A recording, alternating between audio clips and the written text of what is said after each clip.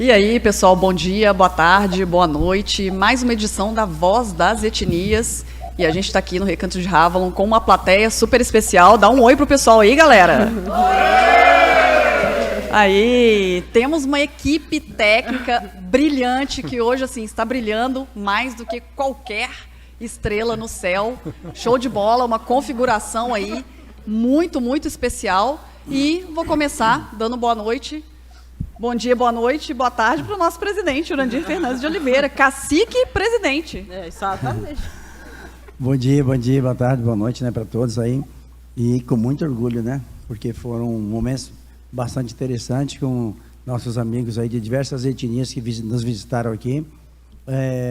Estamos realizando uma programação muito interessante para o futuro deles, nós, da nação, do mundo. Com certeza, muitas novidades virão aí. E vai sair, não tenho a menor dúvida que teremos resultados espetaculares aí. Aí, principalmente o pessoal de casa aí, mais uma vez dando todo esse apoio.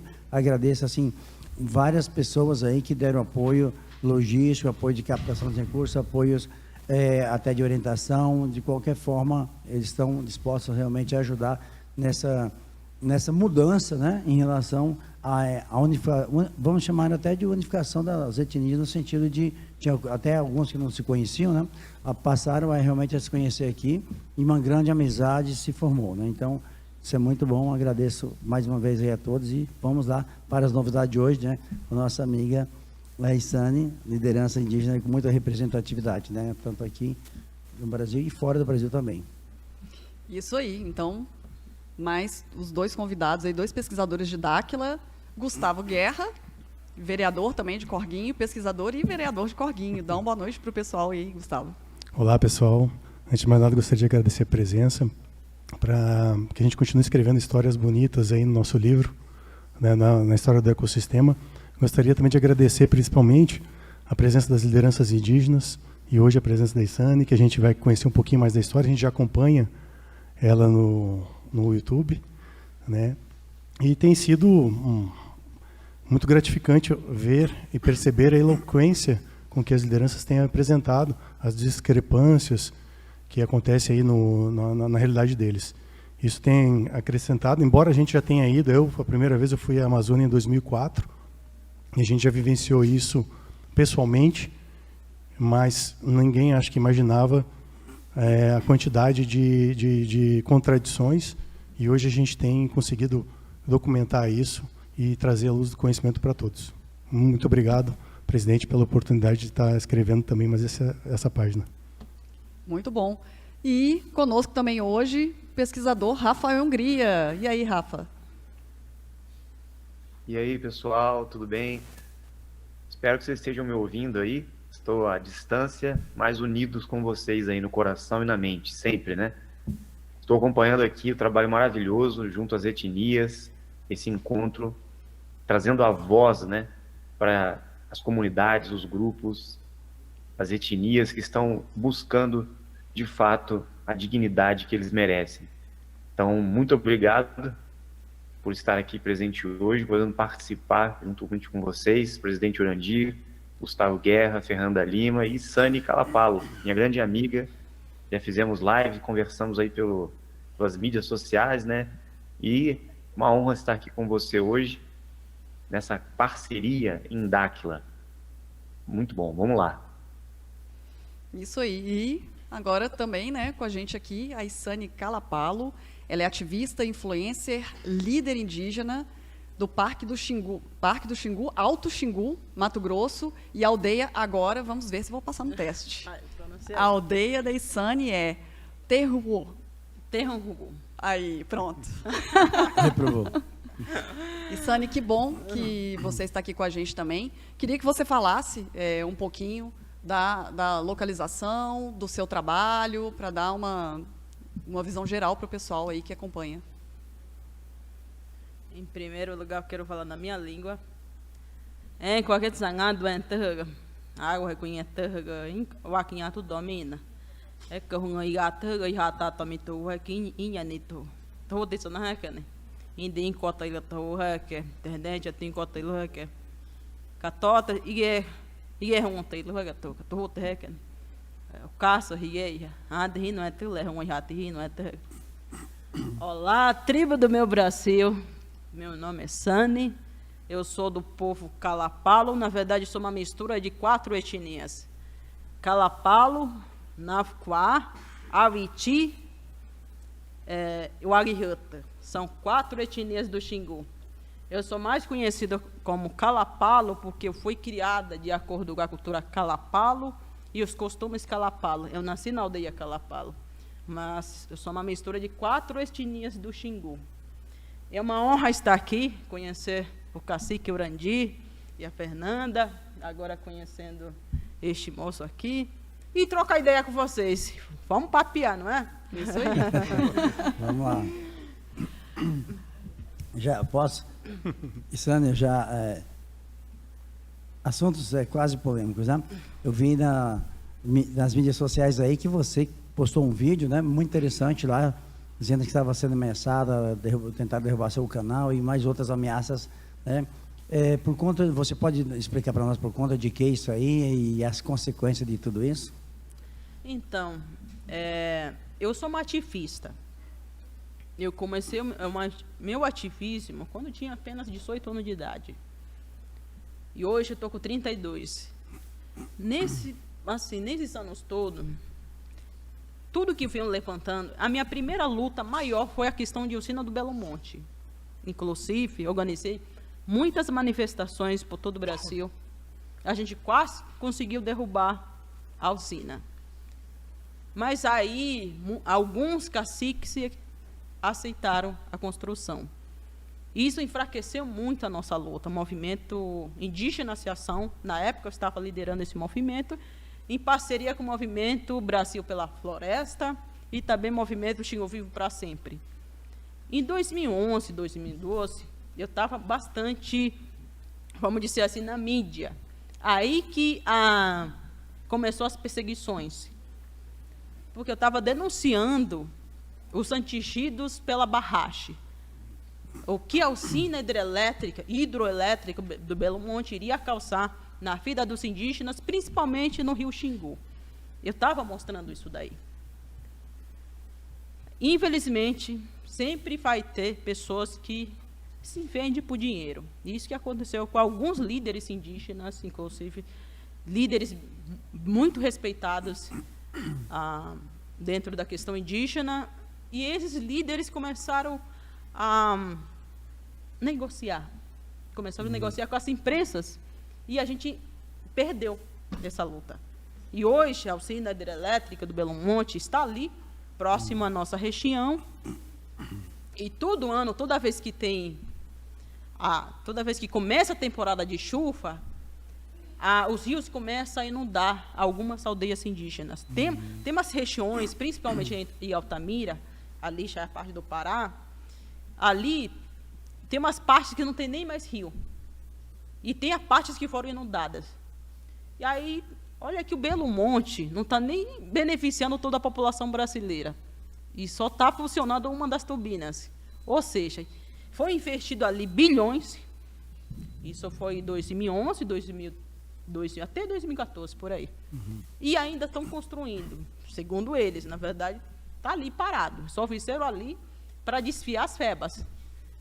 Aí, um movimento indígena associação, que eu fundei junto com os outros indígenas, esse movimento estava denunciando os indígenas que iriam ser atingidos ali pela barragem, os indígenas que iriam sofrer a consequência, inclusive estão sofrendo hoje, e isso estava incomodando muitas pessoas, muitas pessoas. Aí eles começaram a me perseguir, mas nunca me pegaram até agora. E olha que só conto com a bênção e a proteção do Grande Espírito. Eu não tenho proteção governamental, nada disso. E agora estão me perseguindo de novo, porque eles sabem que eu sei de muitas coisas que eu posso levar perante a mídia e vai envergonhar eles. E agora estão querendo calar a minha boca mais uma vez. É isso. E, quer dizer, você está correndo risco de vida, né? Por saber demais, no caso, né? Por saber demais, porque eles sabem que eu sou uma indígena que não se vende. Enquanto os outros líderes indígenas inclusive pessoas, os líderes mais velhos do que eu, infelizmente eles se venderam para as ONGs e para políticos. É uma pena. Sabe por que eu não me vendo, Urandir? Meu pai é pajé, minha mãe é curandeira. A partir do momento que você aceita, pode ser bilhões que for, você só está vivendo aqui. O seu corpo está aqui, mas o seu espírito é para sempre. A tua alma vai ser manchada. Se você aceitar alguma troca, se você se vender por algum valor, sua alma vai estar estragada para sempre, corrompida para sempre. Por isso que eu não me vendo. Olha que já me ofereceram valores. Eu não me vendo. Por isso que eu continuo denunciando. E por isso que eu sou tão odiada no Brasil. Porque meu único crime é falar a verdade. Que não é um crime, né? Então, É isso não é que um crime. a grande mídia considera. Isso é crime para eles. Por isso que aqui nós estamos na Voz das Etnias, que é a oportunidade para falar, para mostrar para o mundo a verdade, a realidade que acontece. Né? A intenção não é colocar nenhum governo contra o governo, nem justiça contra justiça, mas que se faça uma justiça honesta, né, digna, porque numa construção dessas tem os benefícios e tem os prejuízos também, né, que Com causam. certeza. E se os prejuízos forem previstos e conversado com as etnias ou com a população que será prejudicada e reparado antes conversado para que todas as pessoas, se o benefício for maior, né, claro, em comum a todos, claro que pode ser. Agora, ser feito de qualquer maneira é que é complicado. É, exatamente. Olha, só para você ter uma ideia, há muitos anos, eu e a minha comunidade, os povos do Xingu, tem algumas famílias que querem instalação de energia elétrica, sendo que tem a usina do Belo Monte próximo da gente, e não podemos usufruir dela. Estamos na luta há muitos anos para instalar energia elétrica na nossa aldeia. Bom, atrapalhou isso. tudo, construiu, Mas não podemos usufruir. Mas vocês não podem usufruir, é interessante Exatamente. isso Não, aí. é Essa questão, é a questão. questão em vários lugares, né? Várias aldeias que nós fomos, todas elas, em vários locais da região da Amazônia, tem as usinas, sempre foi uma briga, uma luta, inundaram lugares, inclusive lugares sagrados, sítios arqueológicos Exatamente. importantíssimos, que hoje a gente nunca mais vai ter acesso, né? Bom, e os maiores beneficiados, né, não são os que estão ali em volta, né? Na verdade, é exatamente ao contrário. As aldeias não têm luz, não tem nada. Então, realmente, é uma questão importantíssima. Na época, sabe, as empresas que construíram a usina do Belo Monte, sabe quem eles indenizaram? As ONGs, líderes de ONGs. A gente que vive ali próximo, na região, nunca recebemos nenhum tipo de indenização. Tem uns vídeos meus que mostram as aldeias inundadas. A grande mídia fala disso? Não. Mostra? Não. Por isso Não tem mesmo, nada. por isso mesmo que eu fiz questão de filmar. Não fala nada. Eles falam, é comprada. Comprada por quem? Tá entendendo? Ou seja, a verdade é uma coisa que hoje, no Brasil, talvez no mundo também, a verdade não compensa. Sabe o que compensa? A mentira. Isso que os políticos vêm mostrando há muitos anos, vêm falando perante a mídia, perante as pessoas. Aqui, quem fala a verdade é perseguido, é ameaçado. Inclusive, muitos já se foram. Eu nem sei como estou vivo ainda, porque naquela época era para eles me eliminar, e agora estão me ameaçando de novo. Porque eles sabem que eu sou capaz de fazer. Eles sabem que eu tenho coisas que eu sei que vou denunciar ainda. Mas não agora. E eles já estão sabendo disso. Que na realidade faz parte dos direitos, né? Exato. Dos direitos. Então, assim, às vezes, eu pensei que eu só havia essa questão de propina no mundo dos brancos, né? Que é um preconceito de falar de brancos, índios, mulatos, morenos e tal, né? Acho que nos ensinaram, a mídia no geral, assim, nos ensinou de maneira errada, e na realidade somos todos iguais, como tivemos a conversa aqui na live passada, né? Mas essa questão é muito séria, principalmente na aldeia dos Mundurucus, quando construíram uma usina lá em Telespires, né?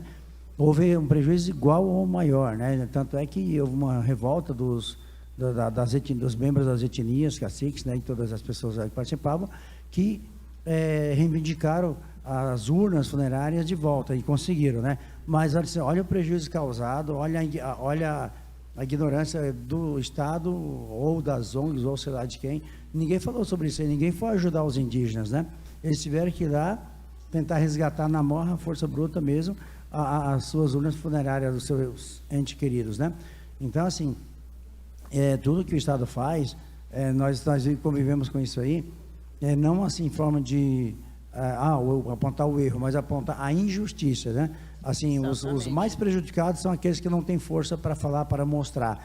Então, isso é muito ruim, porque também, antes do advento da internet, de um programa como esse, um quadro como esse aqui, ninguém tinha voz. 2 ou 3 mídias aí que controlavam todo o Brasil durante esse tempo todo, ditava as regras, pisava na cabeça, sapateava em cima da população, e nós não tínhamos nem como nos defender ou mostrar para outras pessoas que estavam sendo sapateadas em cima, né? Então, com o advento da internet, toda essa tecnologia desenvolvida agora, nós temos a condição de realmente passar a informação de forma imediata para o mundo, e isso tem ajudado bastante. E esse quadro aqui das etnias não é para brigar contra o sistema, não, é para mostrar para o sistema que tem que ser melhorado, para mostrar que todos têm o mesmo direito, tá? Essa questão de propina, de desvio de verba, né? O Brasil inteiro sabe, o mundo inteiro sabe, todos já sabem como funciona o esquema das comissões, das luvas, né? Das bonificações, todos já sabem. Não adianta a mídia tradicional falar A, B ou C, que vai ser assim, assado, que todos já sabem no que vai dar, né? Não adianta mentir mais para a população. A questão agora será que esse novo sistema político, não só de agora do Brasil, não, falo mundial mesmo, né? Vai realmente cumprir a parte de uma forma justa, né? Então, o mundo inteiro está, na realidade, reivindicando isso aí, e várias manifestações no mundo inteiro em prol de uma justiça, de uma coisa legal para todo mundo, para ambas as partes, né? Se vai funcionar, não sabemos, mas que está fazendo uma diferença, sim. Agora, espero que no Brasil, né, a coisa tenha uma repercussão mais direcionada, mais honesta, mais digna, né, para todos. Desculpa estar perguntando, eu vi bem, mas a indenização da Belo Monte foi para as ONGs? É isso que você falou? As ONGs. Não faz o menor sentido. Literalmente, as ONGs. As ONGs, eu posso até citar os nomes aqui, mas... A voz das etnias. Pode? Pois é. Nenhuma aldeia do Xingu que fica próxima à usina do Belo Monte recebeu. Eu digo a usina que fica ali em Paranatinga, não sei se vocês já ouviram falar, Paranatinga. Essa usina está mais próximo das aldeias, a aldeia Coluene, a aldeia Sabiá, a aldeia Terrungo, que é a minha aldeia, a aldeia Barranco Queimado, e essas aldeias são mais próximas a essa usina PCH, que fica ali no Rio Coluene, que o pessoal do PT construiu. Nenhuma dessas aldeias receberam a indenização, nenhuma. Quem recebeu foram as ONGs. Pois é, a gente começa a ouvir as outras lives, repassar e tudo, começa a ir atrás e pesquisar alguns dados, né? Tem alguns dados interessantes, assim, por exemplo, são 16 mil ONGs, né? Só na região da Amazônia. Isso daria uma ONG para cada... Tem mais ONG do que índio? Não, teoricamente seriam 572, se eu estiver enganado, só me corrija, 572 mil índios em áreas rurais. Isso daria uma ONG para cada 35 índios. Então, assim... gente, importantíssimo sempre a gente trazer esses dados para a gente começar a ter essa noção, né? Isso é um absurdo, então, né? assim, com todos esses milhões que eles recebem, como é que tem caso de inanição? Se cada ONG poderia dar conta de 35 índios. Então, assim, é puramente econômico. É puramente econômico, os interesses estrangeiros, as das ONGs, representando isso, e político, né? É econômico. Acabaram com suas florestas na Europa, querem preservar a nossa para que possam ter combustíveis lá para poder combater o frio, combater a fome, etc. e tal, das suas regiões. Mas não existe realmente menor interesse, né? É muito interessante quando os caciques falaram, né, que não são considerados seres humanos, né? Que que a FUNAI não aceitou ele como líder. Peraí, quem tem que dizer quem são os líderes são os próprios indígenas. Não é nenhum órgão incompetente para fazer uma coisa dessa, né? Essa é uma covardia que está sendo feita, uma covardia sem precedentes, sabe? Chega a ser, assim, tipo, triste de vez. Triste mesmo. E você, como parlamentar, como faz parte da bancada política, vamos dizer assim, também sabe muito bem como é que funciona as questões, né? Eu não quero ser jantado hoje, tá? Não. Mas de uma maneira mais... Só para ter um exemplo simples, assim, por exemplo, tudo isso que está acontecendo aqui no município em relação às chuvas, né? Sim. Todas as ações do município para corrigir as pontes que foram levadas e as estradas estão em regime de urgência. Em alguma coisa. E já tem 15 dias que a gente não consegue fazer nada. Então, quer dizer, a morosidade, as leis, falando da questão nobre, ela é para proteger os menos favorecidos, mas elas estão protegendo as oligarquias, as grandes oligarquias. Porque as leis foram feitas para não ter corrupção. E, na verdade, não está acontecendo isso. Está acontecendo constantemente. Existem desvios de funções onde acontece esse tipo de situação aí, denunciada aí pela ISANI.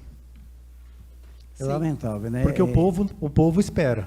Exato. Né? Então, assim, o que acontece? A população está sempre esperando. E a esperança não traz nada, né? É a última que morre. As pessoas... Morre. Exatamente. Então, assim, é nobre a intenção, mas a execução não é nada nobre e não tem sido. Não, e uma outra coisa que chama atenção é você posta os vídeos, né? Quem não conhece, a gente vai deixar os links aí dos canais da ISANI.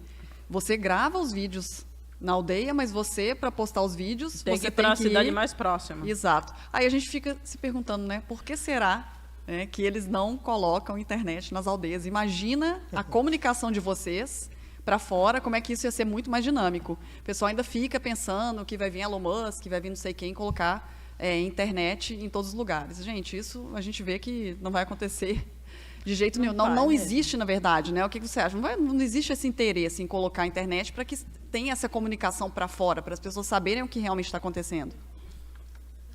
Olha só, essa questão que você levantou é bem importante. Inclusive, em 2017, instalamos internet na nossa aldeia. Isso graças ao turismo, trabalho de turismo que a gente faz.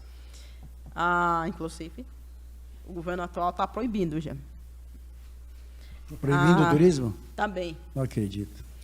Aí, instalamos a internet, custou uns 20 mil reais por aí para instalar a internet rural.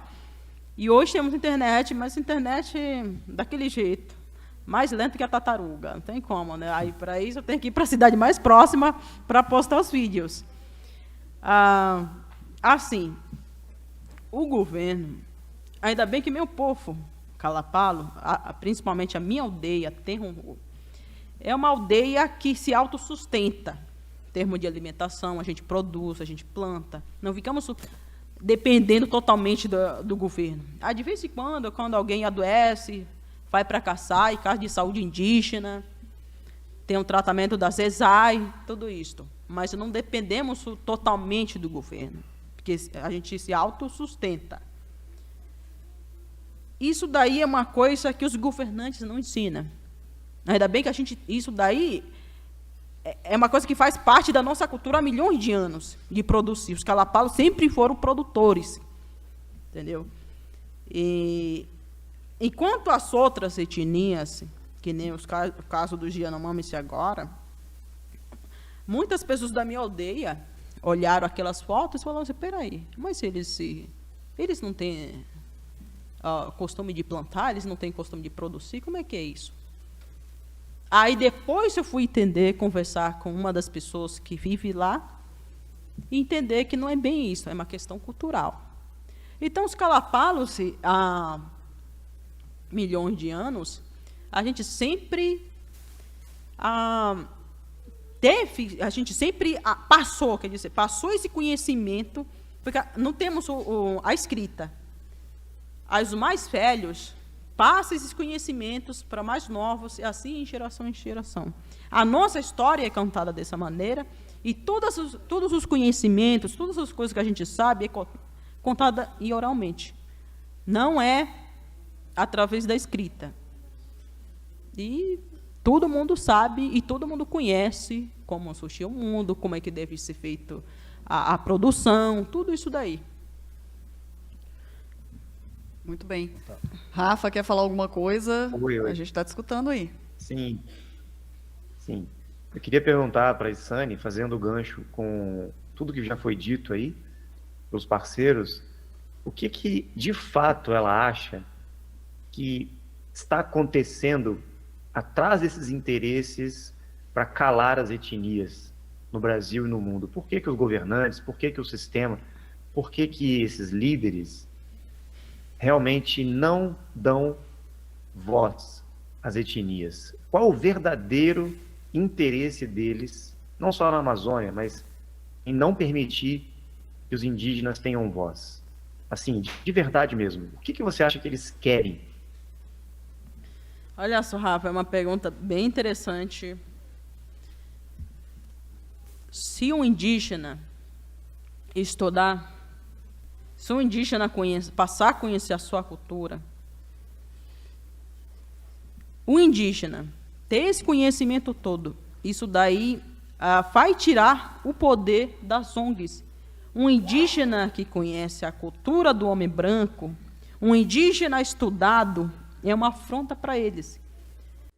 Por quê? Um indígena que não tem estudo, um indígena que não tem conhecimento da cultura de vocês, é um indígena no cabresto. Entendeu? Eles precisam botar esses indígenas no cabresto. É um escravo, Então, né? é Escravo. mais vantajoso para eles um indígena que não tem conhecimento da cultura de vocês, porque conhecimento da sua cultura ele tem. É mais benéfico, porque assim ele se lucra em cima deles. Essa é a mais pura verdade. E também, por que interesse de grandes empresas em cima das terras indígenas? Porque ali obtém muitas riquezas naturais. Muitas riquezas. Ah, eles querem aquilo lá, para eles. Mas por que um indígena, todos os indígenas, não coloca eles para fora? Isso daí é uma das perguntas que eu recebo bastante. Por que você não coloca as ONGs para fora? Não tem como, porque eles têm proteção. Eles têm pessoas para proteger e lutar por eles. O sistema está com eles. Um indígena, se eles colocam as ONGs para fora, corre risco de vida. Nós percebemos isso aí em diversos pontos que viajamos agora em relação em pesquisa da Cidade Perdida, né?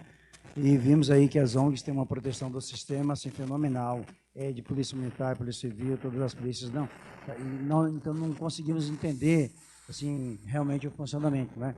Mas assim, essas ONGs estrangeiras têm uma proteção fenomenal, muito forte, né, do sistema. Eu não sei se isso já vem lá de fora, né, até mesmo em termos de justiça ou algum combinado, mas realmente assim, é para calar a boca dos indígenas e também da população que se rebelar contra, que se atrever. Qualquer pessoa que se atrever a mostrar a realidade são calados, né? Então, nós também fomos ameaçados, nós somos convidados a não falar, assim, já até ofereceram coisas mirabolantes para nós, não fala aí, não mexe com isso, faz a pesquisa, deixa quieto, não divulga nada, mas assim, não tem como se calar diante de total injustiça, né? E eu acredito que também vai ter um fim para essas ONGs. Eu acho que nenhuma delas, pelo que nós vimos, nenhuma delas fazem nada de bom para vocês, nem para nós, para os brancos, vamos dizer, nem para os índios. Fazem coisas boas só para eles lá fora.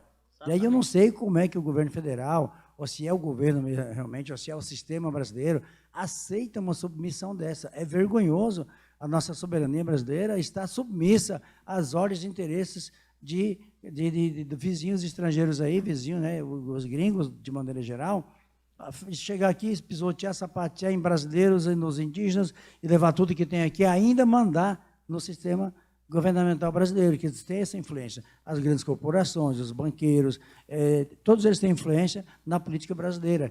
Então, nós sabemos aqui, porque temos vários colegas, né, da política que falam isso aí, mas eles não podem fazer nada. Bom, eu sou só mais um para falar contra. E se eu falar contra, eu sou mais um, vou para a rua. Então, prefere se calar, mas ganhar teu salário, teu sustento ali. E assim todos os outros setores também, como na arqueologia, na antropologia, eles têm que ficar quietos diante das grandes descobertas que tem aqui, porque senão perde seu emprego. É uma vergonha o Brasil, o sistema brasileiro, ficar submisso às leis estrangeiras. Cadê a soberania? Mas é tudo, é o sistema, né? A gente é tão rico em cultura, em território, nos povos, né? Em geral, a riqueza é tão grande que a gente alimenta o sistema, inclusive lá fora, né? Essa Exato. situação toda das ONGs e tal, dos indígenas, eles conseguem alimentar não só aqui dentro, mas lá fora Lá também. fora Por também. isso que todo mundo, né? Fala tanto na Amazônia, os indígenas, porque é uma cadeia que está assim mundial. Mundialmente a gente consegue alimentar com essa situação toda aí, né? É tudo que está acontecendo. E Sani, tem pistas de voo lá na tua região? Bastante? Como é que é essas pistas? Na minha aldeia, não tem pista de fogo, não. Próximo Mas tem? próxima tem. Não é pista de fogo, Essas pistas de voo clandestinas, assim. tem. Porque- Os indígenas mesmo fizeram. Ah, então porque é o seguinte, tem mais um dado aqui que eu fiquei de boca aberta, porque o lugar que tem maior tráfego aéreo na América Latina é em Roraima. Vence São Paulo tranquilamente. Imagina a quantidade. Supera São Paulo. Imagina a quantidade. Não, América Latina. América Imagina Latina. a quantidade de biopirataria, de riquezas da fauna, flora e minerais que não são invadidos daqui sem um menor controle, tudo com essas ONGs, com certeza. É um dado assim que estarrece mesmo. É um dado que tem inclusive um livro que cita isso, sabe? Eu não estou lembrado aqui agora. Mas realmente são dados assim que estão confrontando com a experiência, né? As lideranças aqui estão se apresentando, falando com propriedade, e a gente começa a buscar isso, e isso é abafado. Constato, né? Constato o que eles estão falando, Exatamente. Se você começa a buscar isso também, corre risco de vida. E muitas das pessoas que começam a levantar demais, falar demais, Será que não vão estão derrubar? mais aqui. Será que vão derrubar o nosso canal também? Oi? Será que vão derrubar o nosso canal também, né? Já. Daqui a pouco. Mas realmente, você está falando assim, muitas pessoas falaram demais, né? Morreram, foram assassinadas, sofreram diversas consequências, outras foram presas, né? Então, assim, eu espero que nessa temporada agora, que toda essa movimentação, esse pedido de socorro, de uma maneira geral, traga luz à consciência de nossas lideranças políticas, né, empresariais,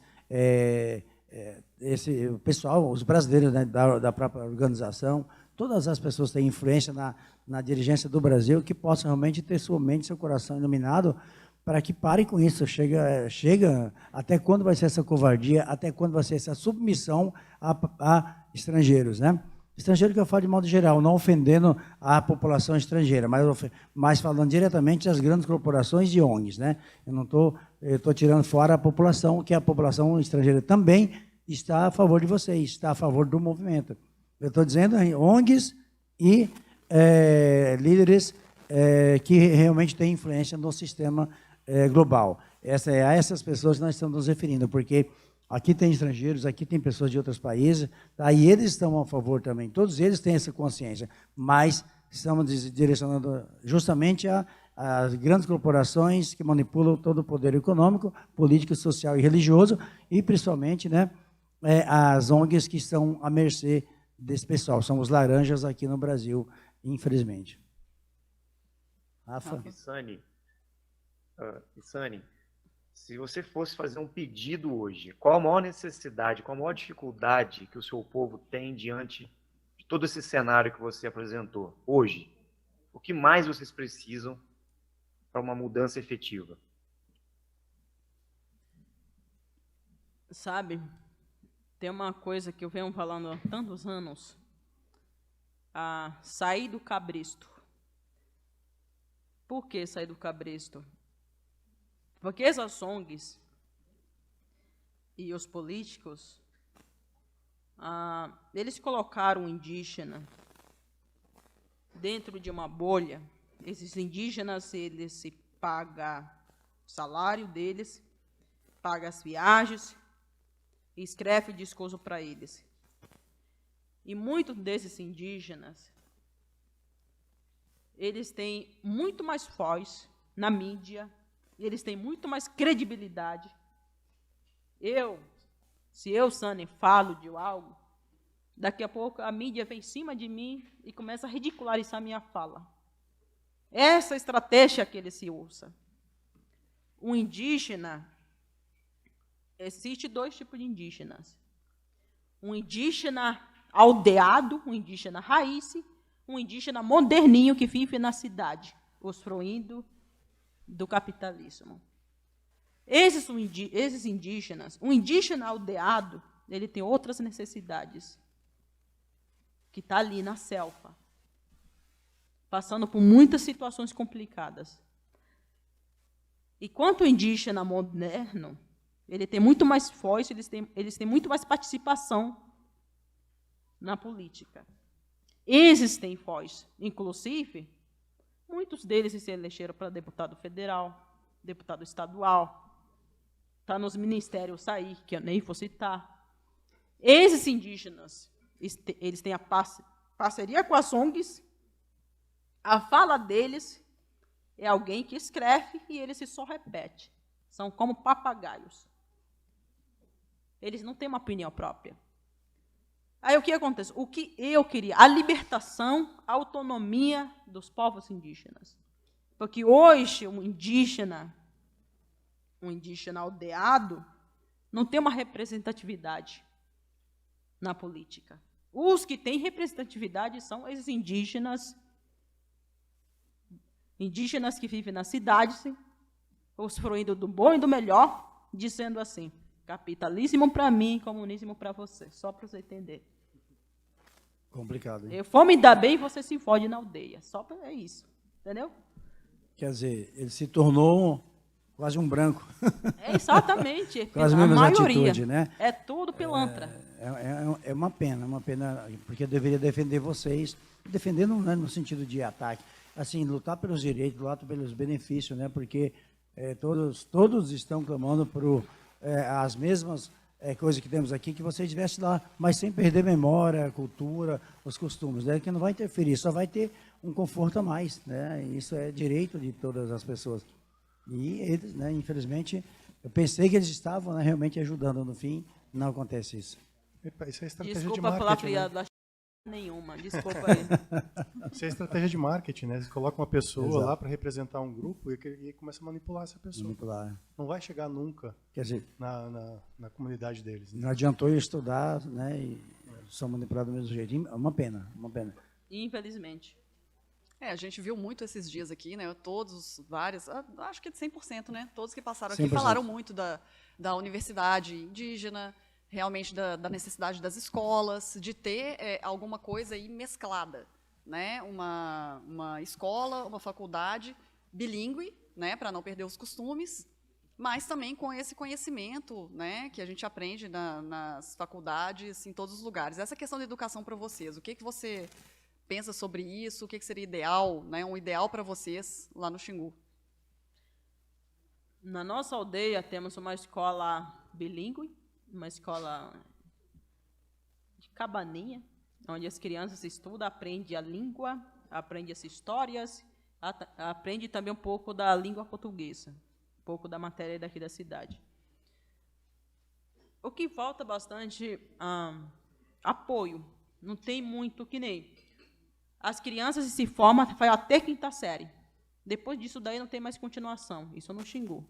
Eles querem continuar. Vai ter 5ª série, ok, não tem como ir para a cidade mais próxima, até porque não tem recurso para continuar os estudos, e fica por isso mesmo. Isso é real no Xingu. O que eu queria é continuação na questão da área da educação, tanto na cultura indígena, tanto no ensino de vocês, dos brancos, que a gente fala. Que continuasse para a 6ª série, 8ª série, isso que queríamos. Mas até a 5ª série, e muitas das vezes, os professores não conseguem ficar na aldeia também. Eles não estão habituados com nossos costumes. Sim. Aí, às vezes, leva a picada de alguma aranha e toda já estou voltando para a cidade, não quero. É mais ou menos assim. Sim. Não tem. Aí, nesse caso, teria que ser um professor indígena para todas as aldeias e continuar até completar todas as séries. E não ficar até na 5ª série, ok, é isso, acabou. Não, a gente queria a continuação. E futuramente fazer uma universidade indígena. O cacique falou, qual que é o nome dele? Amazonas. Amazonas. A ideia dele é muito bom. Isso daí vai ajudar muito os povos indígenas. Sim. Ideia é excelente. Vamos tentar ajudar o máximo nessa questão aí, com a parte jurídica, na parte técnica também, né? Nós temos muitos profissionais no grupo e o que faltar buscamos lá fora também, né? Então, estamos dispostos assim, deixando bem claro assim, que a voz das etnias mostrando a realidade, né, como realmente é, e não como nos contaram, né, as mentiras que nos contaram em relação a vocês. E em relação às ONGs, né, vimos que a verdade é totalmente diferente, né, e decepcionante, né. Nós estivemos lá e conversamos com várias pessoas do CMBio, várias, não poucas pessoas do CMBio, ISA, FUNAI, vários órgãos competentes realmente que... órgãos competentes, na verdade, são incompetentes. Incompetentes. Né? A maioria de todos eles. Né? Exatamente, a ilusão de competente, né? A fantasia que nos mostraram aí. E você acha que entre governo e sai governo, direita, esquerda, de cima, de baixo, de centrão, fora do centro e tal, diversos partidos políticos, né? Centro, totalmente. Né? Se você acha que essa política atual, não, a política do jeito que vem há 500 anos, vai ajudar, vai mudar alguma coisa nesse governo, do governo passado, no outro governo, porque a situação é a mesma. Muda, tem uma promessa aqui, uma promessa ali, às vezes dá uma isca aqui para comer um pouquinho lá, de repente tira a isca. Assim, o sistema político do jeito que está, acho que daqui a 4 anos muda de novo, e aí? Vai ser a mesma coisa, mais promessa e nada de... Mais promessa e todo mundo continua lascado. É isso. Voz das etnias, gente. Então, a realidade nua e crua. Essa mesmo. Nua e crua. Tá? E eu acredito, assim, que o movimento, né, que está sendo... Não movimento, isso é uma coisa de revolução, né? Vamos dizer assim, a ideia proposta pelas etnias, nada mais justo do que, pelo menos uma casa com conforto básico, né? Aconchegante, porque nós vimos lá, nós até sonhamos assim, quando, Nanda, vamos conhecer uma aldeia agora, tá? Fomos na primeira da São Gabriel da Cachoeira. Vamos conhecer aldeias agora que vai ter, imaginamos, né, tanta propaganda de fundos arrecadados através das ONGs, que são distribuídos para vocês, tá? Nós falamos, vai ter uma praça muito boa, vai ter o parquinho, vai ter toda a infraestrutura livre nas aldeias e tal, uma casa aconchegante, tá? Chegamos lá, gente, nada. Às vezes 8, 10 pessoas numa casa, num quarto só. É um absurdo isso aí. A maioria das paredes, elas até reclamavam, olha aqui, ó, aqui é morada de barbeiro, porque nós fazemos de pau a pique, como é que fala? De taipa, né? Que coloca barro nas paredes. Sim. Aqui a morada do barbeiro, e muitas pessoas aqui com doença de Chagas e tudo mais. Então, quer dizer, todo aquele dinheiro, aqueles recursos destinados às ONGs, eu olhei para a Nanda, um olhando para o outro, olha, e aí, cadê o dinheiro? Cadê a riqueza? Cadê aquela fantasia, aquela ilusão que nos vende lá fora, que as aldeias é assim, assim, assado, tá? Não existe nada, é como se fosse um Brasil primitivo. Infelizmente, a ideia que nós tivemos lá, nós voltamos decepcionados, não foi isso? Foi uma decepção a visitar as aldeias desse quesito. Falou, caramba, nosso sistema governamental brasileiro, é isso que eles fizeram para os índios esses anos todos, esses 500 anos, e o que vai ser daqui para frente? E, além disso, era quase 1000 etnias. Hoje tem 270, né? Mais ou menos isso aí. 274 etnias no Brasil. Então, daqui mais 10 anos vai ter quantas? Vai diminuir, a tendência é diminuir. Então, um absurdo isso aí, gente. Então, infelizmente, foi a realidade que vimos, né? E a ideia desse quadro é tocar no coração de nossas lideranças políticas, sociais e religiosas para mudar, para realmente fazer jus, né, a vocês, aos ribeirinhos, a todas as pessoas que necessitam, né? Principalmente assim, no interior de cada capital nossa também tem situação semelhante, não muda muita coisa não. Então, assim, é um Brasil tão rico, muito rico, rico mesmo, e uma petição de miséria dessa em 80% da população brasileira. É porque o que né, a gente escuta muito o pessoal falar, não, eles vivem, né, nas ocas, nas casas desse jeito, porque é o costume deles. Né? Uma outra coisa, a gente vê o pessoal, né, andando na floresta e tal, de chinelo, de bermuda, porque eles estão acostumados. Gente, dá uma bota, dá uma calça, uma camisa, a gente foi andar todo coberto, né? A gente todo coberto de bota, perneira, não usa porque não tem, né? Não tem condição de comprar, não é porque está acostumado, né? Para andar na floresta, realmente, você fazer as caminhadas, arriscar, ter uma picada de cobra, alguma coisa assim, se proteger do sol. Quem não quer, né? Quem não quer um equipamento que você possa andar com segurança, fazer as coisas com segurança. Então, essa ideia, né? Ah, não, está vivendo assim porque tem costume. Muitas vezes, outros convidados falaram isso, né? A gente quer uma casa melhor, sim, porque é uma questão até de segurança, de salubridade, de tudo isso aí, né? Olha só. Em toda a história humana, as pessoas sempre procuraram evoluir, não é? Sim. Como é que vocês eram na Idade Média? O povo de vocês. Como é que era? Volta lá atrás.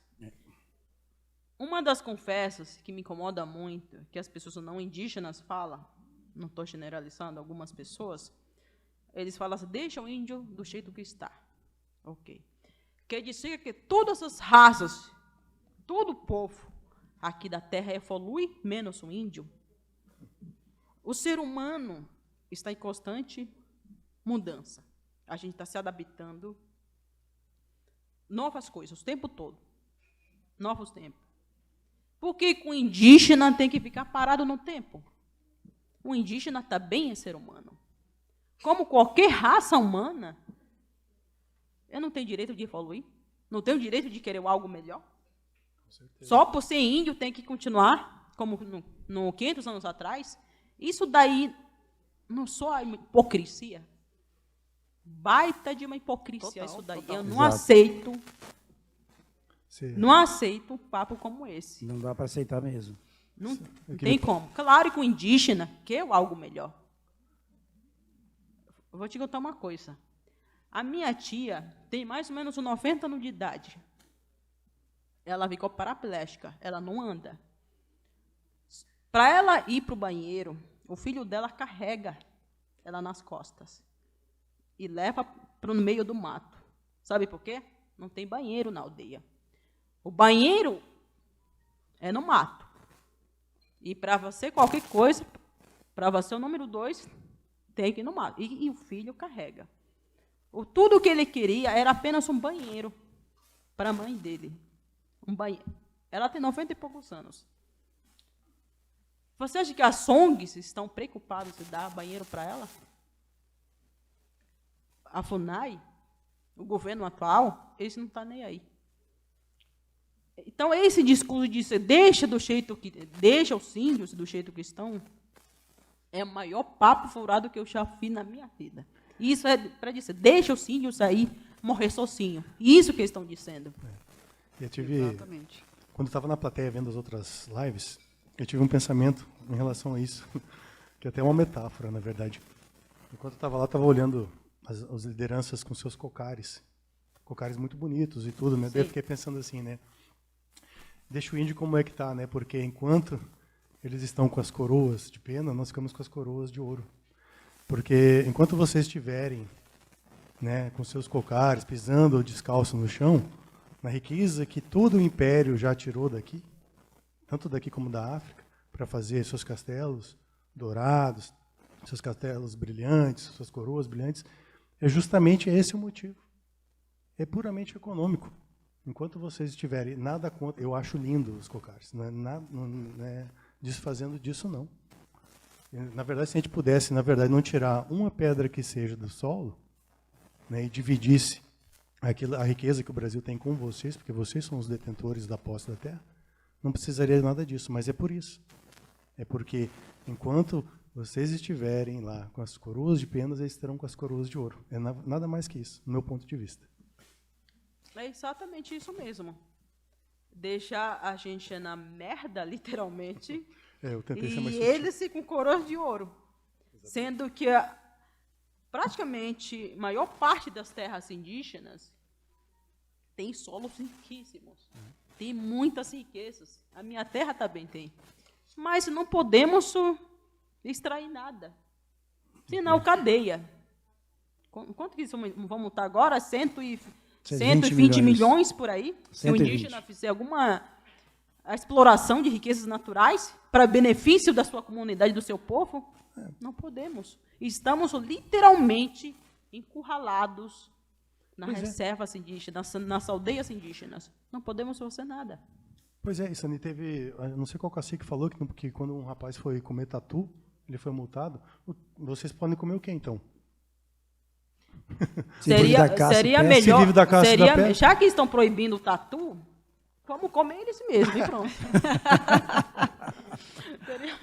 Troca justa, né? É um absurdo. Mas é interessante o seguinte, uma pergunta aqui, ó, não sei se...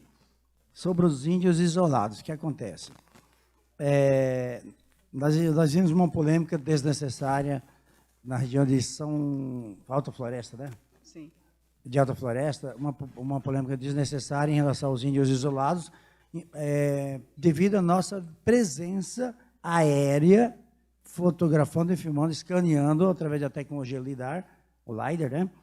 A floresta amazônica, em diversas regiões, de Apiacás e outras regiões aí, usando uma tecnologia para coletar dados científicos, né? Sem desmatar, sem mexer na mata, aliás, nem pisar. E algumas pessoas lá incomodadas, não, lá tem os índios isolados. Vocês não podem chegar lá e tal, porque vocês vão passar doenças, vocês vão acabar maltratando os índios e etc e tal. Mas assim, a tecnologia LIDAR é tão precisa, que você sabe se tem uma formiga ali, se tem um cachorro, se tem pessoas, se tem um grupo de garimpeiros ali, ou de madeireiro, ou qualquer pessoa fazendo qualquer coisa lá embaixo na mata. Você tem como precisar isso aí com essa tecnologia de escaneamento fotônico, né? Através das fotos. E uma das coisas lá, pessoal, vocês conseguiram ver um foco de pessoas garimpando, conseguiram pessoas lá na floresta? Gente, na região escaneada, ditos que nós já até chamamos as quadras de Ratanabá, não existe nada. Nenhuma pessoa, não tem nenhum índio isolado, não tem nenhum cachorro, nenhum macaco, nada, nada, nada. Alguns pássaros e macacos, sim, né? Alguns pássaros.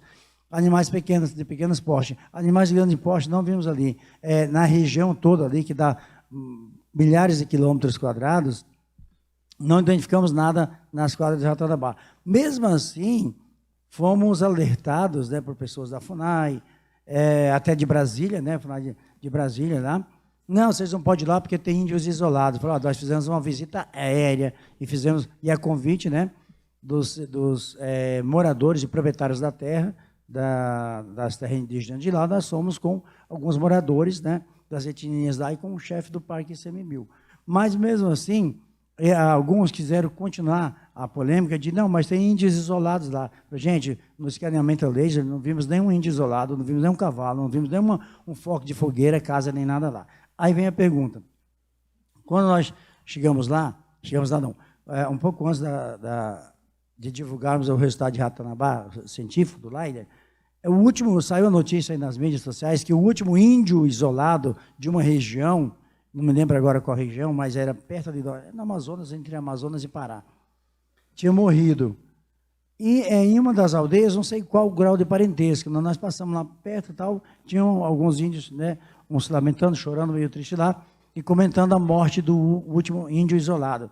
Eles falavam o seguinte, como é que em pleno século XXI, com tanta tecnologia, com tanta organização e dinheiro das ONGs, né, por que não salvar a vida do índio, o último índio isolado? Por que não levar alimento? Por que deixar realmente isolado? Eles mesmos falando isso aí, eles não querem ficar isolados, né? Então, assim, foi lamentável, realmente, tanta tecnologia, deixar o cara morrer lá, à míngua, sem nenhuma ajuda, tá? Não interfere, são índios isolados. É como você falou, ninguém quer mais ficar isolado, ninguém quer ficar preso mais, né? Então, é uma outra polêmica, aí outro assunto, polêmica não, um assunto real, né, que talvez nossa Constituição, ou então quem criou algumas regras, regulamentos lá, em relação ao FUNAI, principalmente, né, deveria repensar nisso aí. Vai deixar os caras morrer à toa? Quer dizer, hoje tem medicamento para tudo, para ajudar, para prevenir, não é só não ir branco doente lá para contaminá-los. Já vai com preventivo. Agora vamos deixar os indígenas morrerem com tantos recursos, com tanto dinheiro das ONGs, né, e do governo federal que distribui para lá, sabe lá se chega ou não? Pelo jeito não, né? Mas foi essa observação. Aí na última questão próximo de vocês lá tem isolados e outra, eles querem ficar isolados, né? E qual a opinião de vocês nessa questão? Dentro da reserva Parque Indígena do Xingu, tem vestígio, sim, de indígenas isolados. Mas por que eles estão isolados? É assim, o medo. Eles têm medo. de entrar em contato até com nós, indígenas. Até com vocês mesmo. Até com nós. E eles, não é que eles estão ali porque eles preferem viver daquele jeito. Eles não se comunicam porque eles acham que alguém vai exterminar eles. Então eles vivem Caminhando. Eles vivem se mudando para lá e para cá, eles criam uma aldeia aqui, vai indo para lá. Sabe quem fez esse trabalho de isso em Parque Indígena do Xingu, de unir os povos indígenas, porque na época ele estava sendo explorado, o Orlando Vilas Boas, o sertanista. O Orlando Vilas Boas, em 1940, 50, na verdade eles chegaram em 1940, eles fizeram o trabalho de unificação dos povos indígenas do Xingu.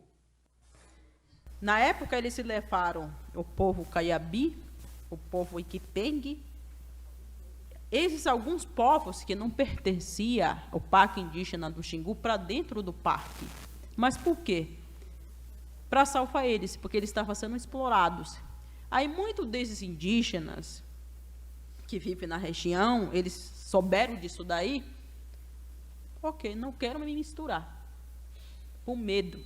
Mas se você acha que ele se prefere viver daquele jeito, tanto é que isso daí é uma coisa que aconteceu com a minha aldeia, quando estávamos abrindo a nossa aldeia Terrungo, muitos anos atrás, às vezes deixávamos o facão do lado de fora da horca, de propósito, para saber se tinha algum índio isolado ali. Deixávamos esse facão. Aí, no outro dia, acordávamos, cadê o facão? Sumiu.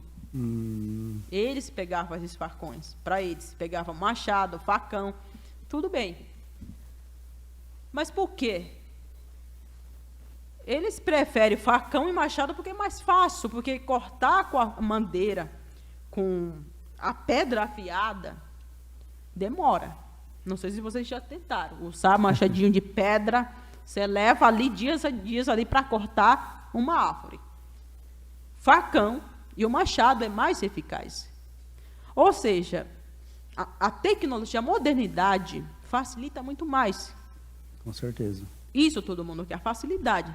Tanto é que hoje em dia todo mundo tem acesso a smartphones. Isso daí é para facilitar nossas vidas. Um índio isolado, você acha que ele não queria também coisas modernas para facilitar a vida deles? Não tenho a menor dúvida. Aí, por medo, eles se preferem se isolar. Isso foi a formação que nós recebemos. Exato. É triste, mas é um medo da opressão, né? É por isso que se afasta, né? Porque o homem já vai com outras intenções, né? Bom, a gente tem uma pergunta.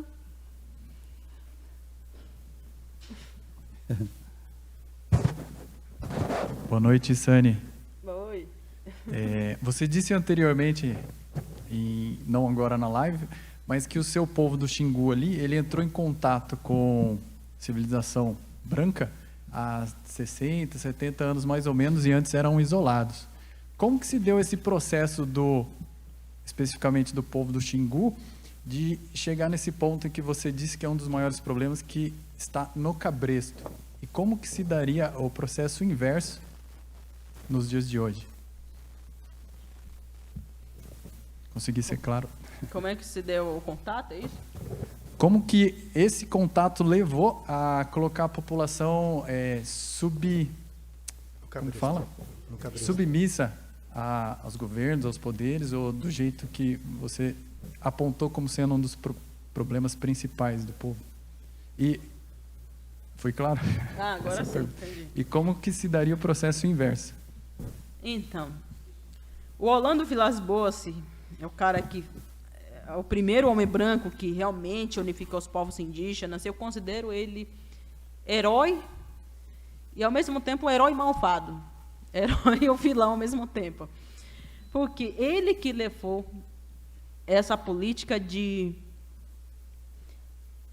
Ele criava tanta coisa. Só para vocês terem uma ideia, em 1950, por aí, ele cria um factoide de que o meu povo calapalo havia matado o coronel Fassett, um dos maiores pesquisadores que ele foi procurar, inclusive, a cidade perdida na nossa região. Aí o Orlando Vilas Boas e seus irmãos cria essa informação dizendo que o povo calapalo havia matado o coronel Fassett, sendo que os calapalos não têm o costume de matar. Os calapalos é conhecido como o povo que resolve seus problemas no diálogo. Nunca fomos de matar. Ao contrário, outras etnias que nos matavam. Aí, o Orlando Vilas Boas, ele cria essa informação exatamente para dar medo nos gringos, porque, na época, a família do coronel Fassett estava indo buscar ele, indo procurar ele na nossa reserva. Inclusive, fica bem próximo à minha aldeia. Aí ele estava indo, vamos criar essa informação. Ele começa a criar essa política de amedrontar os índios. Olha, se você falar a verdade, o homem branco vai te matar. Se você falar isso, o homem branco vai fazer isto. Aí os índios começam a ficar com medo. Olha o que ele fez. Isso daí é pela primeira vez que eu falo. Eu sei que os filhos dele vão ficar muito chateados, mas eu tenho que dizer a verdade. O Orlando, ele desenterra o Murica, cacique Murica. Ele desenterra para dizer que era coronel Fassett enterrado ali. Na verdade, era índio. O índio calapalo. Aí os gringos levam lá para a USP, inclusive levam para o país deles, os ingleses, descobriram que aquilo lá não era Fassett, era índio. O Orlando Vilas Boas e os seus irmãos criaram essa mentira. Aí começa essa coisa de, vamos criar essa política de levar essas informações mentirosas a respeito da sociedade branca, não indígena. Aí os índios começam a ficar com medo. Se você falar a verdade, o homem branco vai te fazer isso. Aí que começa, as ONGs começam a entrar nessa política também. A partir daí. Exatamente. Então, quer dizer, e até hoje está esse teatro, né? Das ONGs, Só um momento. teatros.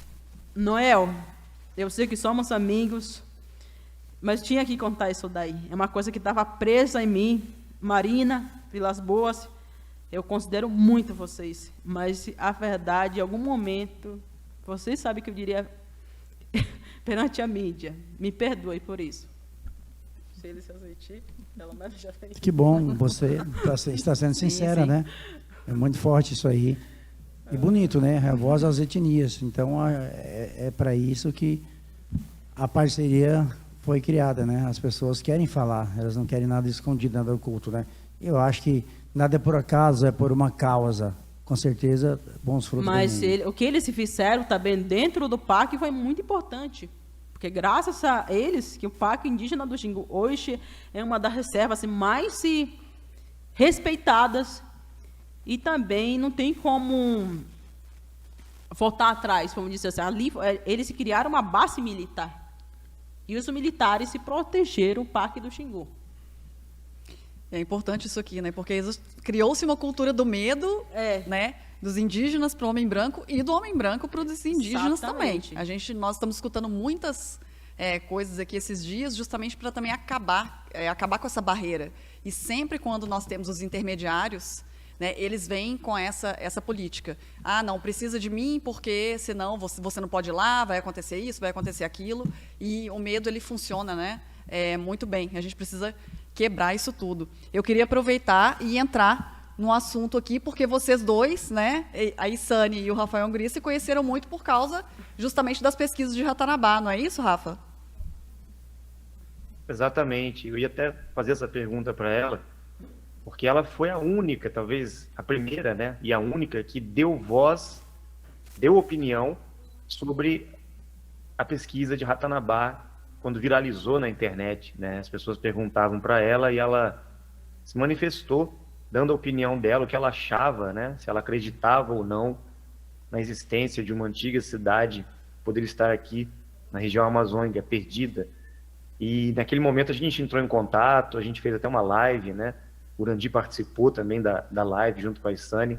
foi um marco ali, né? Porque foi o primeiro momento que a gente conseguiu abrir a voz das etnias. Acho que aquele momento ali, naquela live que nós fizemos ali improvisada, estávamos lá em Mato Grosso, e eu queria que ela falasse um pouco, né? Como é que foi para ela trazer esse assunto de Ratanabá, o que ela sentiu naquele momento, e graças a isso nós estamos aqui hoje, né?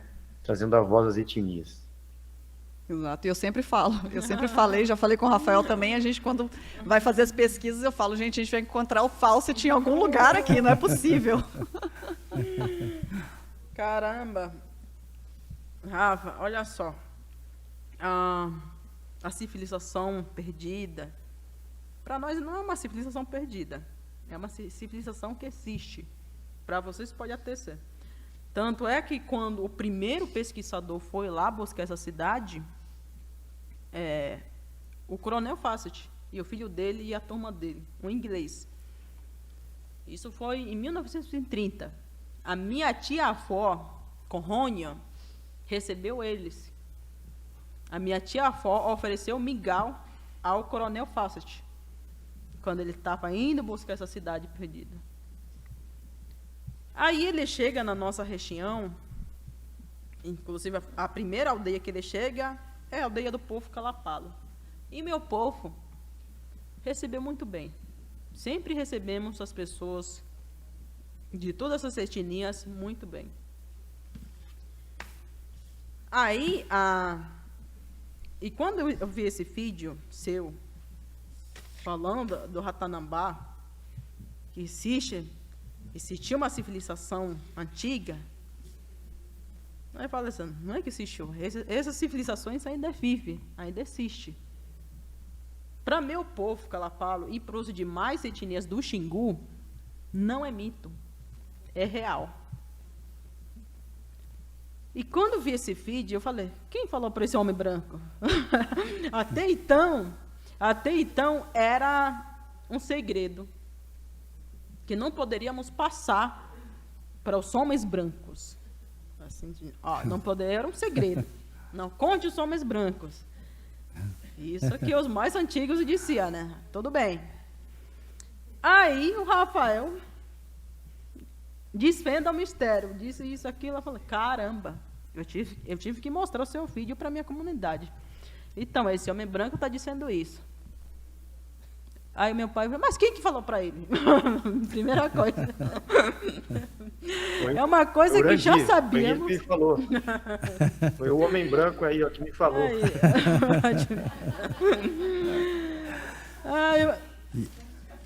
Aí a gente fala assim, sim, existe sim civilizações muito antigas. Essas civilizações, eles só mudaram de lugar. Inclusive, essas civilizações, até 1930, por aí, eles tinham contato com o meu povo. Eles se comunicavam com nós ainda. A partir do momento que a gente passa a ter contato com vocês, com os homens brancos, aí essas civilizações se deixam de fazer contato com a gente. Por quê? Porque os homens brancos, vocês têm esse costume de expor. Qualquer mistério, segredo que vocês se descobrem, vocês têm esse costume de expor isso daí para o mundo. Aí, um dos sábios disse assim, na hora certa, eles vão se mostrar. Não é na hora que a gente quiser, os humanos quiser, na hora que eles permitirem. Aí, só mudaram de lugar.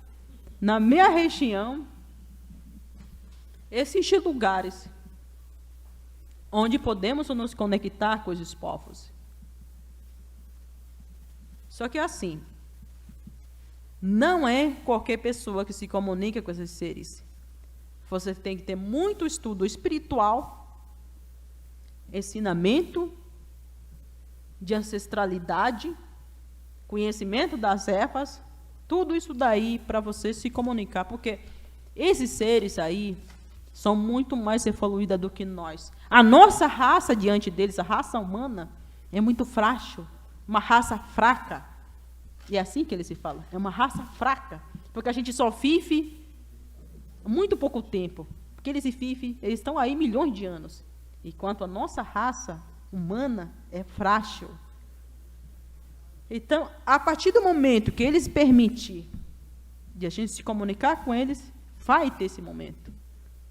Esse momento, algumas pessoas escolhidas vão ter o prazer de se comunicar com eles.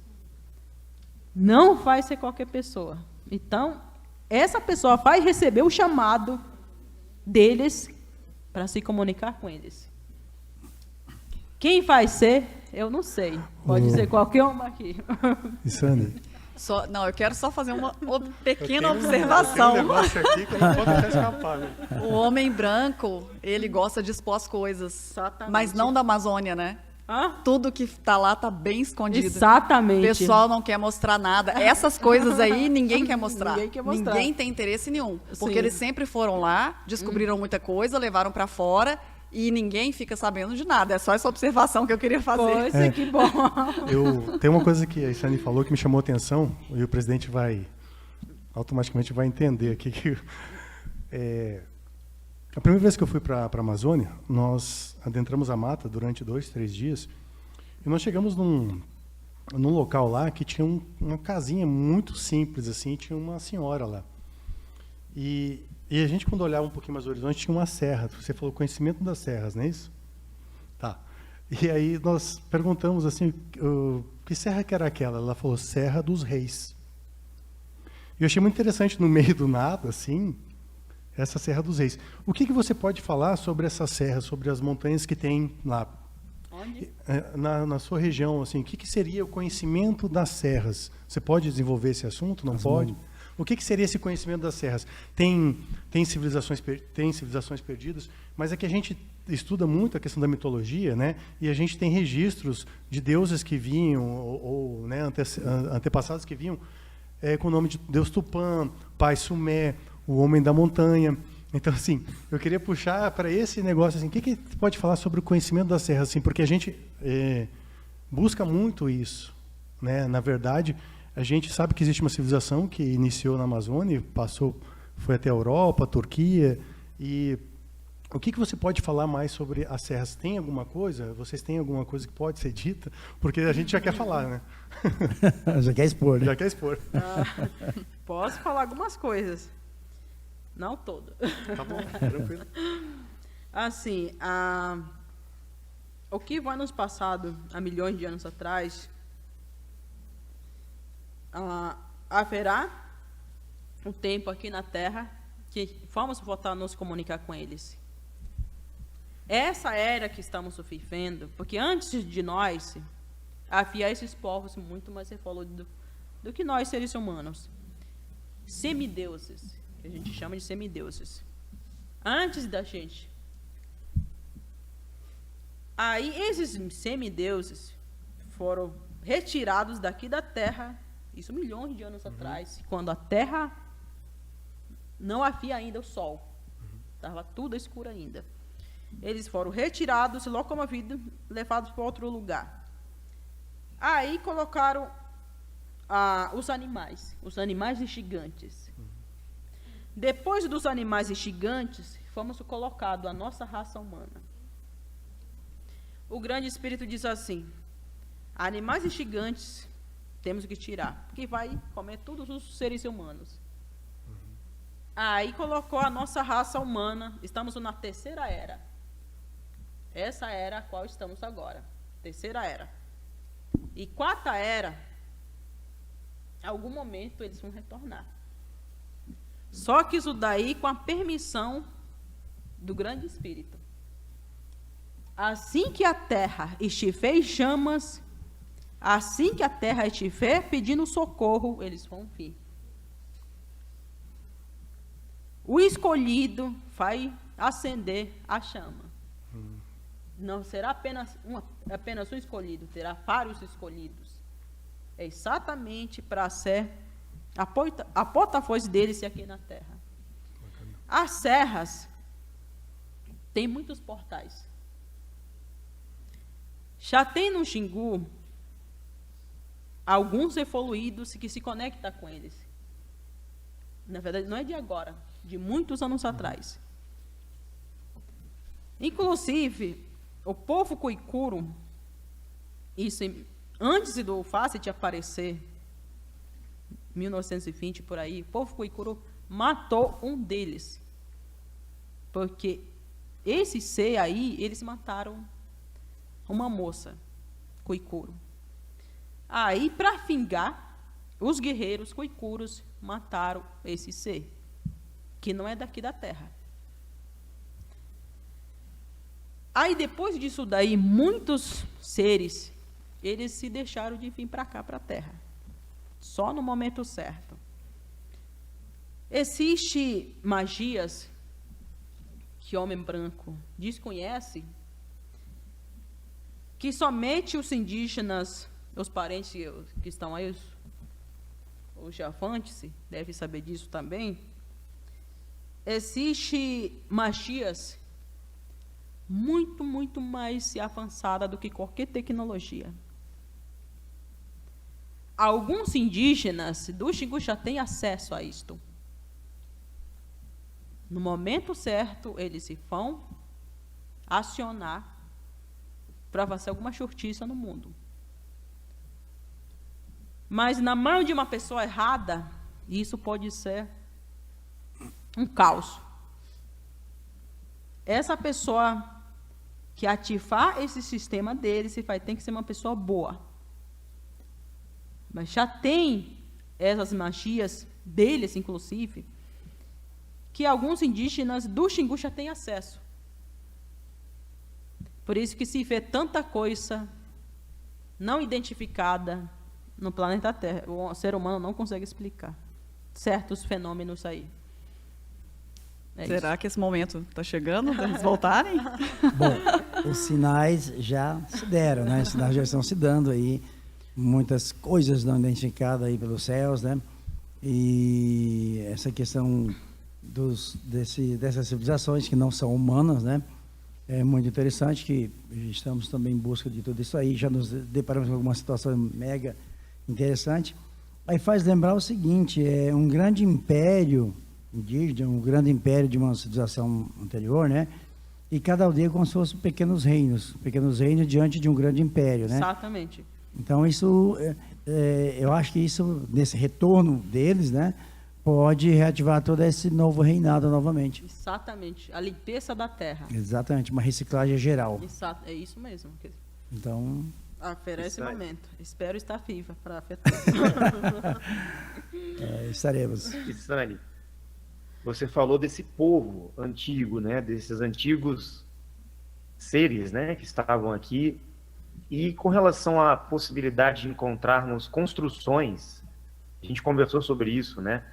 Nós estamos em busca das evidências de Ratanabá e citando a existência desses povos antigos, mas o que você tem a dizer sobre a possibilidade de existir na Amazônia, em toda aquela região, até mesmo soterrado ali, né?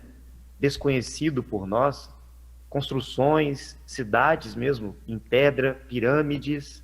Fala um pouco sobre isso. Então, como eu já havia falado para você na última gravação, é que sim, tem sim vestígios, tem ocas transformadas em pedra. Inclusive, hoje estive na cidade de Sigurates, falei assim, caramba, é muito parecida. Existem lugares na região do Médio Xingu, ficam uns 90 quilômetros da minha aldeia, por aí, essas ocas transformadas em pedra. Isso a gente consegue ver e tocar. Uns anos atrás, foram um grupo de pesquisadores, eles destruíram uma parte dessas ocas.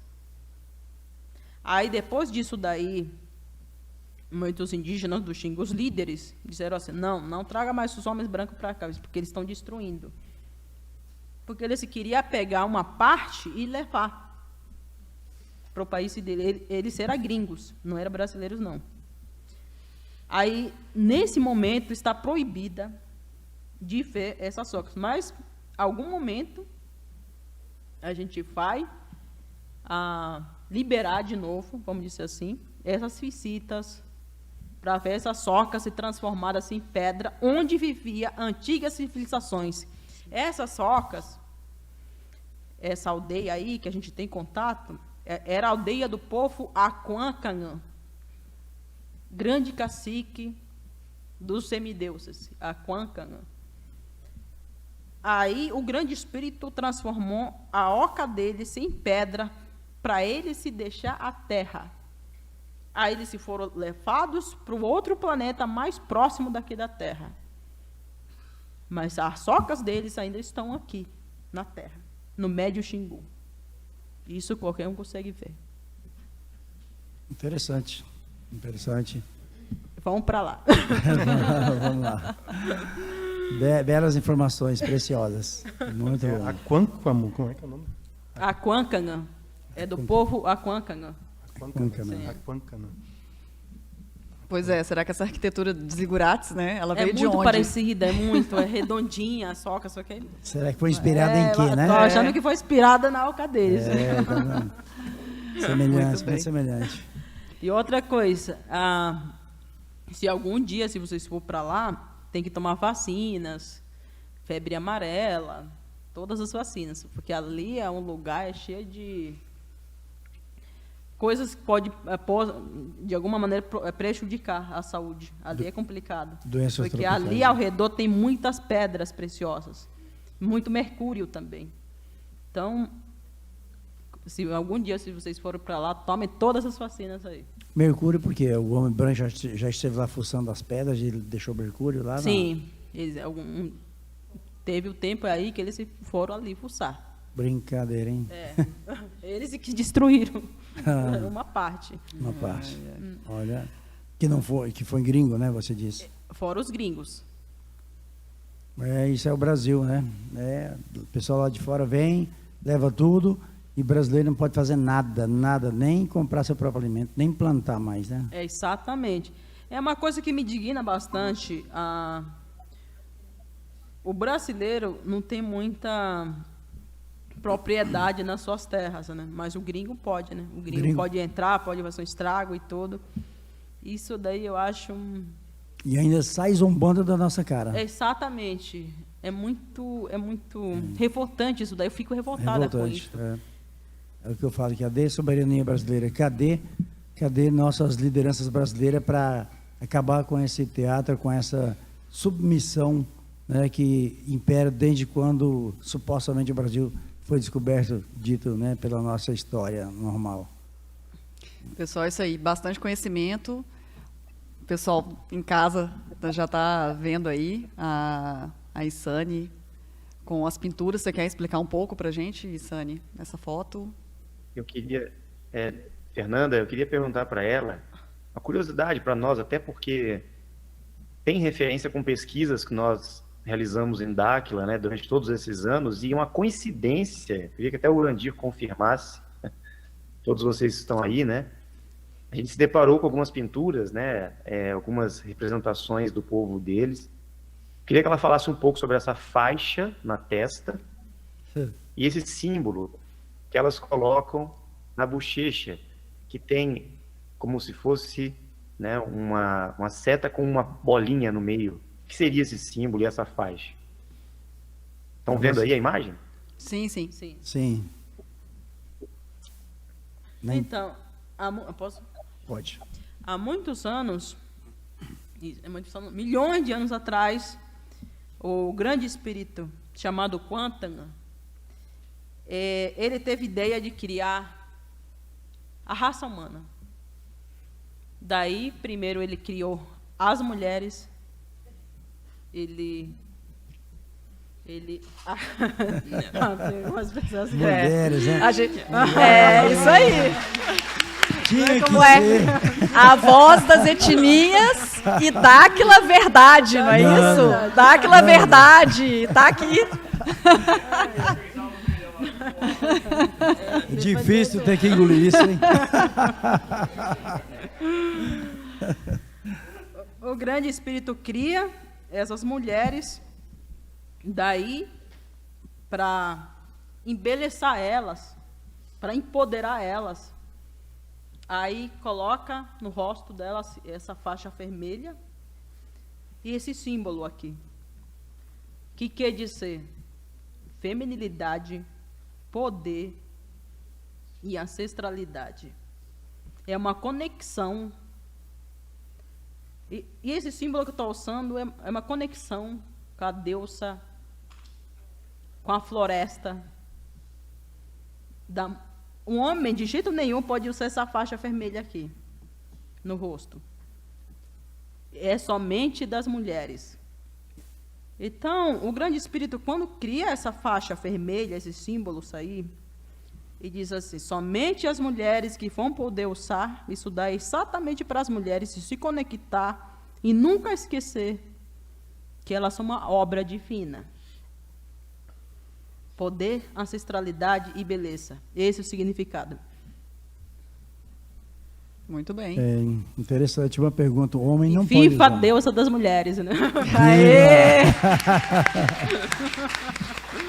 Bom, que é uma obra divina, concordo. né? Então, uma pergunta, os homens, tem algum homem que pode usar uma faixa que não seja essa cor, mas nenhum homem pode usar faixa de cor nenhuma? Os homens têm a pintura deles. As mulheres têm a pintura Delas, né? Cada etnia tem as suas pinturas. E essa é a pintura da minha etnia. Eu vejo que o povo caiapó, que não é da minha etnia, eu vejo que eles também usam essa faixa vermelha. Aí já tem outra representação, outro significado para a cultura deles. Entendi. Nós temos um amigo de quase milhões de anos que vive aí também. Da idade de Ratanabá, eu Da acho. idade de Ratanabá, ou mais, né? Acho que mais até, né? Mais, né? Ele orientava os caras a fabricar. Que usa uma faixa dessas, mais uma faixa branca, que representa a neutralidade, as duas polaridades e mais a energia central no meio. E ele fala que isso realmente também dá poder, dá muita influência da manipulação das leis universais em comum acordo com a lei natural máxima, né? Que dá chamando de divina Deus, né? E esse traçado e o pontinho que está ligado à energia crística, energia da criação, energia da força, da beleza, energia do poder, né? Onde tudo acontece, onde tudo se manifesta, né? Sim, é da criação mesmo. Bate, né? Tá, Bate. Então, Porque foi criado no início dos tempos. então quando isso... a raça humana estava sendo criada. E é uma identificação até entre nós, didática, né? Que legal. Essa identificação entre nós, esse V em aberto, né, com um pontinho, e também, principalmente, a faixa, que nós chamamos aqui a faixa dos vencedores, né? Então, bate muito com esses costumes de vocês, que na realidade é algo assim muito representativo para vocês e para nós também. Então, temos essa semelhança aí muito forte, até mesmo das casas, né? Das ocas, né? Sim. E a faixa dos vencedores, né? Representa a faixa dos vencedores, aquele que vence, aquele que é líder, aquele que fala, aquele que ajuda seu povo, aquele que agrega nações.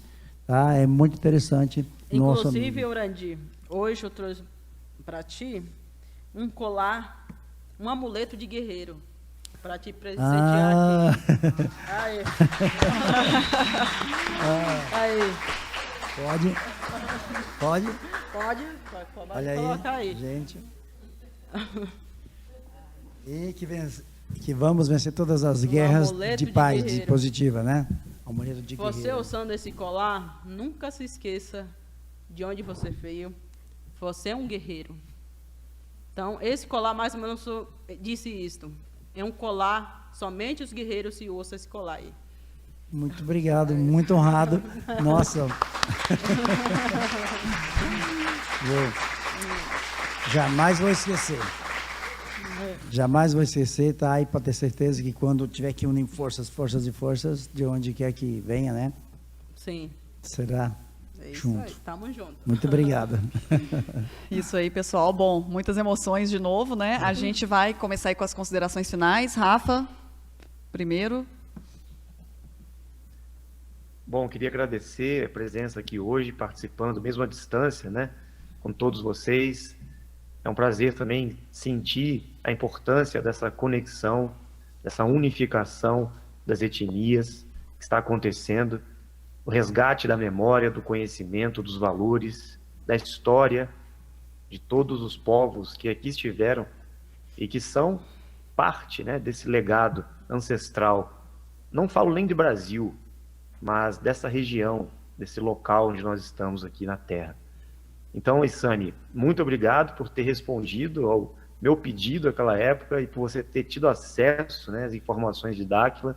Espero que a gente continue de mãos dadas, todos juntos aí, você, todas as etnias, em mais parcerias e fazendo a diferença. E pode ter certeza que a partir de agora estaremos juntos, somando forças nesse resgate e nessa busca por dignidade que a gente tanto quer. Contem com os homens brancos de Dáquila. É isso aí. Obrigado. Contarei. E as mulheres também, né? Sim, Os homens e as mulheres guerreiras. todos juntos aí. Sim, as mulheres também. Isso aí. A Júlia não estava perto, né, gente? A Júlia saiu, né? A Júlia. Gustavo. Bom, vou ser breve, mas primeiramente gostaria de dizer que foi emocionante ouvir e ver esse presente aí honrado dado ao nosso presidente. Tenho certeza que esse presente aí vai ressoar em todos nós. Tá? Não posso prometer, mas eu posso desejar com toda a força que a gente faz parte de um grupo onde Isane e todas as lideranças indígenas que já se foram e que ainda vão nascer, que não será em vão. Tá? Não será em vão. Pode contar com o grupo. Esse grupo aqui, às vezes, parece não estar preparado, mas ele se prepara no caminho. Tá bom? Muito obrigado pela sua presença, obrigado pelo convite, presidente, Nanda. É uma honra estar aqui. Presidente. Agradeço a todos, né? Os guerreiros de Dáquila, que agora, mais ainda, né, Isane, com esse presente, muito obrigado mesmo. Pessoal do Brasil aí, fora do Brasil também. Tá, Rafael, pela presença, principalmente por esse finalzinho brilhante aí, né? Arrancou da Isane informações preciosas, né? E ela tem muito para oferecer. A Isane é uma biblioteca ambulante, vamos dizer assim, tá? Não pare na sua luta, continue nessa guerra da paz, do bem, Guerra da da informação positiva, né? Da informação verdadeira, né? E tenho certeza que você vai já todas as etnias, tá? Mesmo que vieram aqui, mesmo que não estão aqui, que não estejam aqui e que vão vir ainda, mesmo que não possam vir de uma forma ou de outra, estão conosco aí, estamos de braços dados aí para todas as outras pessoas que querem realmente mudanças positivas, coisas boas, né? Nada de briga, nada de guerra, nada disso. Então, o guerreiro da luz, né? Guerreiro de transmitir luz na consciência e no coração das pessoas que precisam, né? Obrigado muito pelo presente, me sinto muito honrado mesmo, tá? E mais forças ainda para seguir na caminhada com foco e determinação. E que a luz, né? Que a luz que brilha, que a faixa dos vencedores, né? Que entrelaça todos nós, que faça com que cada brasileiro, principalmente, seja um vencedor de si mesmo em todas as situações e que possamos realmente trazer essa vitória para o mundo inteiro, né? Mais sem briga, sem guerra, sem um puxar o tapete do outro, mas sim de mãos dadas, né? E essa é a nossa mensagem aí. Muito obrigado pela sua presença. Muito obrigada. Isane. Você não ia falar? Não, pode falar. Em primeiro lugar, gratidão, Urandi, o Gustavo. Aqui estamos nos somando um ao outro. E, ao mesmo tempo, é muito lindo isso, essa união de indígenas e com as pessoas não indígenas. Mas vou relatar uma coisa. Antes, quando eu não tinha contato com vocês ainda, porque eu só passei a ter contato com vocês quando eu tinha 12 anos de idade, eu tinha muito medo do homem branco. De tanto que outras pessoas falavam, o homem branco vai fazer isso, isso, isso. Aí eu sempre fui rebelde. Disse assim, eu vou conhecer os homens brancos, eles não são tudo que vocês estão dizendo aí, tem que ter alguma coisa boa deles. E eu não estava errada, não, porque o ser humano sempre vai ter algumas pessoas ruins no mundo, isso é inevitável, e sempre vai ter pessoas boas. E o que eu percebo aqui, praticamente uma semana aqui, quantos dias? Uns 3 dias aqui. 3 dias.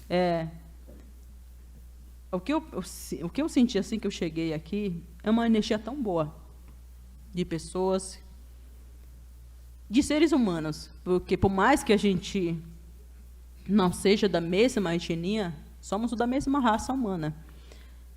E quando estou na cidade, eu sinto isso daí.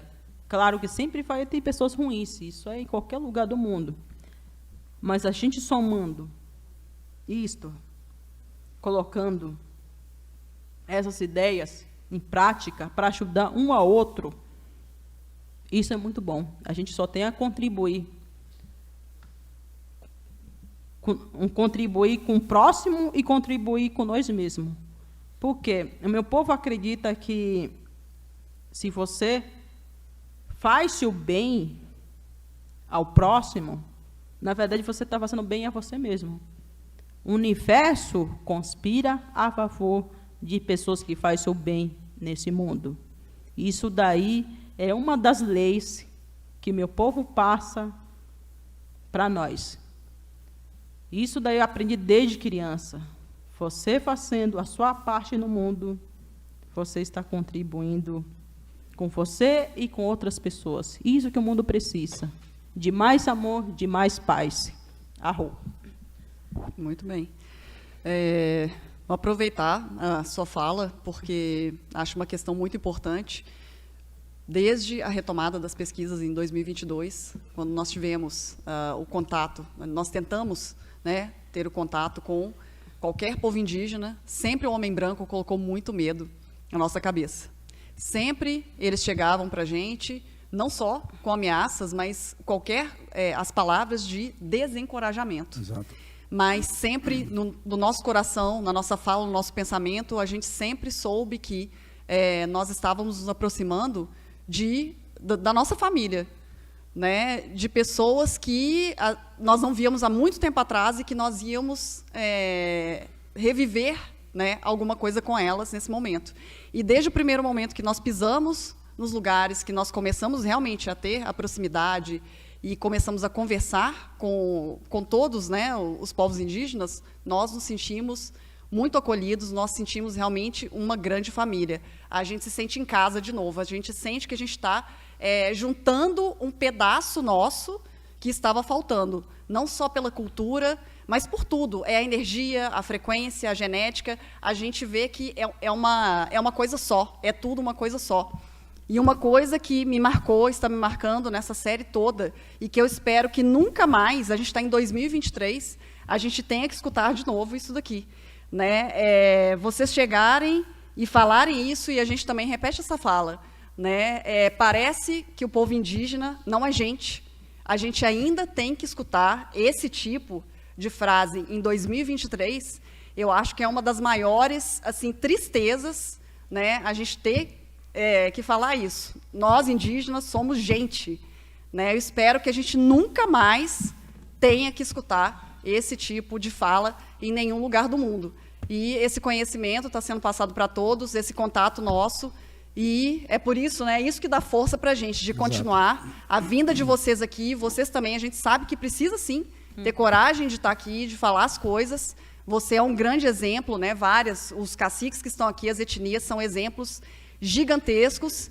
E, sim, a gente vai continuar falando, dando voz a todos que queiram falar, e que isso se propague com uma frequência positiva de união, para que a gente faça a mudança. A mudança vai ser muito bem-vinda, e esses povos, os gigantes, vão voltar aqui para ver essa união, né, de novo aí. Com certeza não vão vir para apartar nenhum tipo de guerra. Eles vão vir para dar as mãos e comemorar, fazer uma grande comemoração com a gente.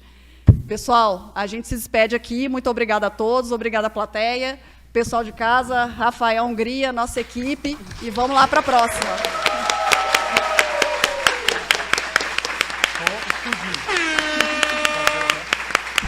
Não sei